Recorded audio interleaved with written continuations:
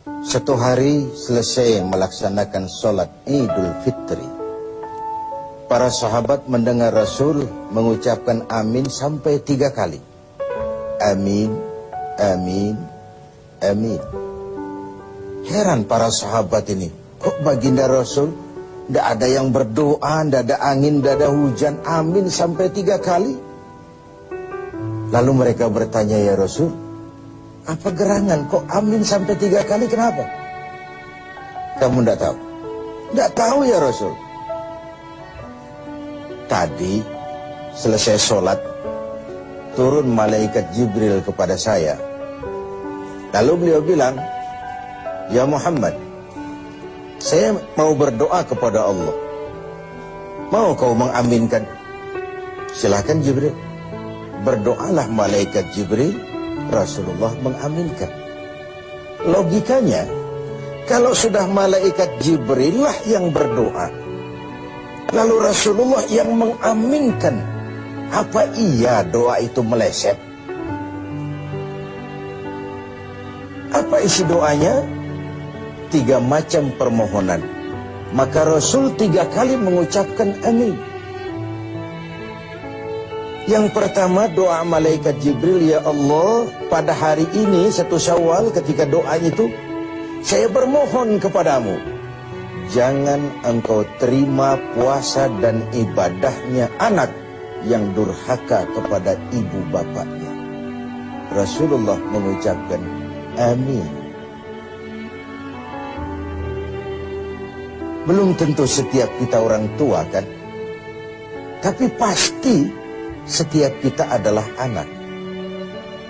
Ini barangkali tradisi yang merangsang kita mudik lebaran, sungkem sama ibu bapak. Bapak yang pergi pagi pulang sore, peras keringat, banting tulang, kepanasan, kehujanan, mencari nafkah untuk membesarkan kita. Ibu yang melahirkan kita dalam pilihan antara hidup dan mati. Sakit, pedih, bagai ditarik kulit dari dagingnya, bersatu air mata, keringat dan darah. Dilahirkannya kita. Setelah sedikit jadi orang, sering lupa kacang akan kulitnya. Sehingga boleh jadi orang bilang, kasih ibu sepanjang jalan, kasih anak sepanjang galah. Maka setelah selesai dari sholat Id, hal pertama yang harus kita lakukan silaturahmi, minta ridhonya, minta maafnya, tidak lain adalah ibu dan bapak kita. Biarlah anak itu berkedudukan tinggi, berharta banyak, berpengetahuan luas.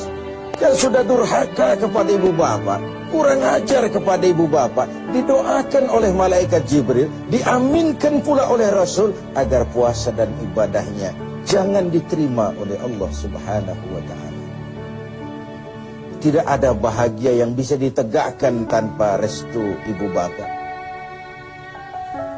Dan kehancuran, kebinasaan, kerusakan akan mudah terjadi dengan mendurhakai ibu dan bapak. Yang kedua, doa malaikat Jibril, ya Allah, hari ini 1 Syawal, saya mohon kepadamu, jangan engkau terima puasa dan ibadahnya istri yang durhaka kepada suaminya.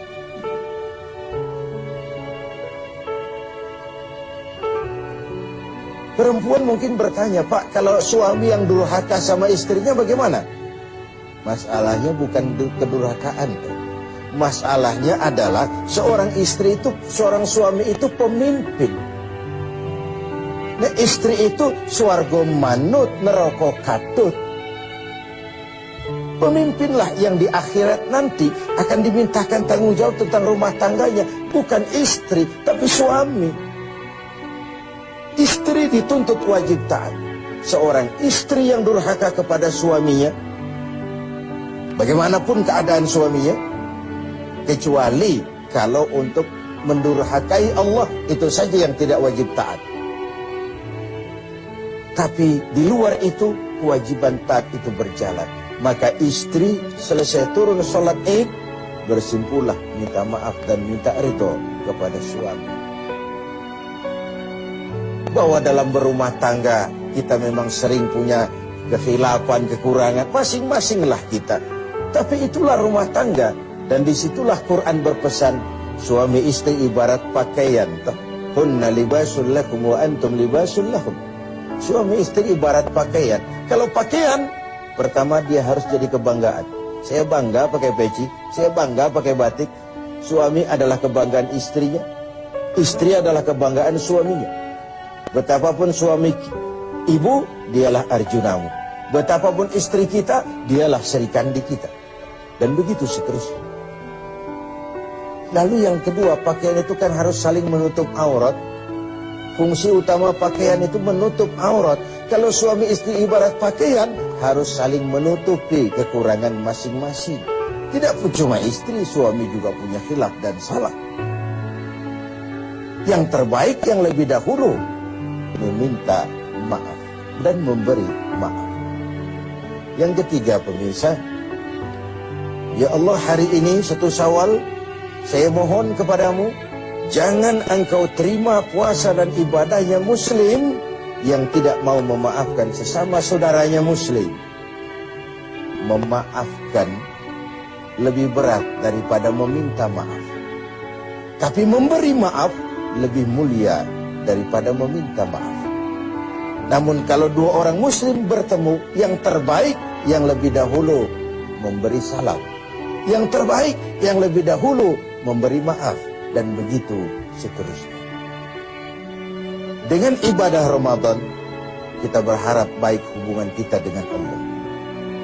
Dengan Idul Fitri, kita melakukan silaturahmi, saling bermaaf-maafan, saling berhalal bihalal. Ini bahasa Arab yang di Arab sendiri nggak kepake, halalun bihalalin. Nggak ada orang Arab punya tradisi itu. Itu bahasa Arab yang di-Indonesiakan.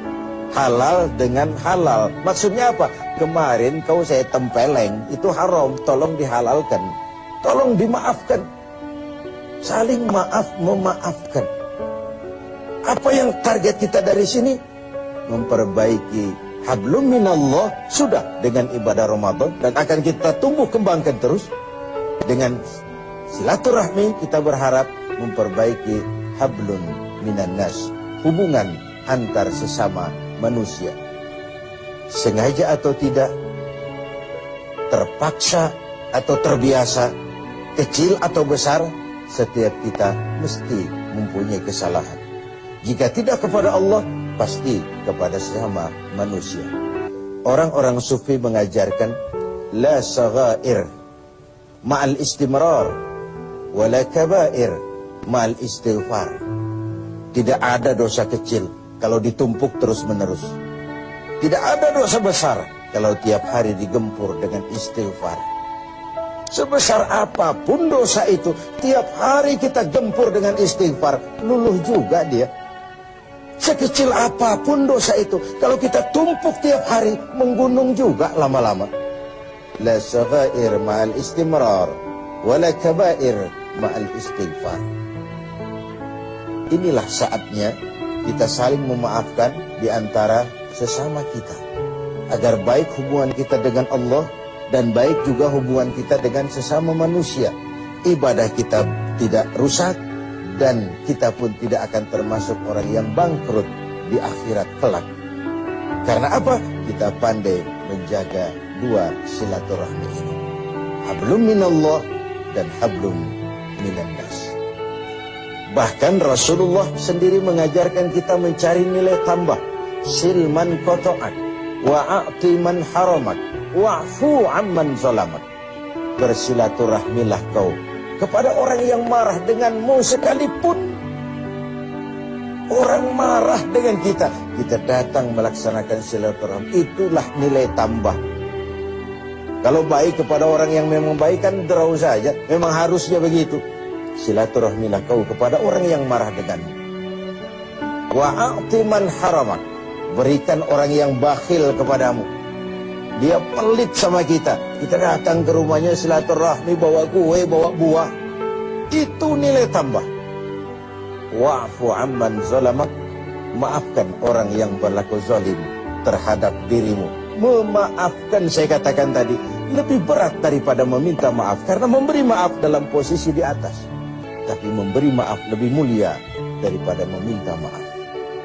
Pemirsa TV7 yang berbahagia, sebulan penuh kita bertemu setiap sore lewat acara TV7 ini. Banyak bicara, tentu banyak salah dan banyak hilaf. Lewat kesempatan ini, saya, Haji Zainuddin MZ, beserta seluruh keluarga besar TV7, mengucapkan minal aidin dan faizin, kullu amin wa antum bi khair. Selamat Idul Fitri, mohon maaf lahir dan batin. Insya Allah kita jumpa lagi.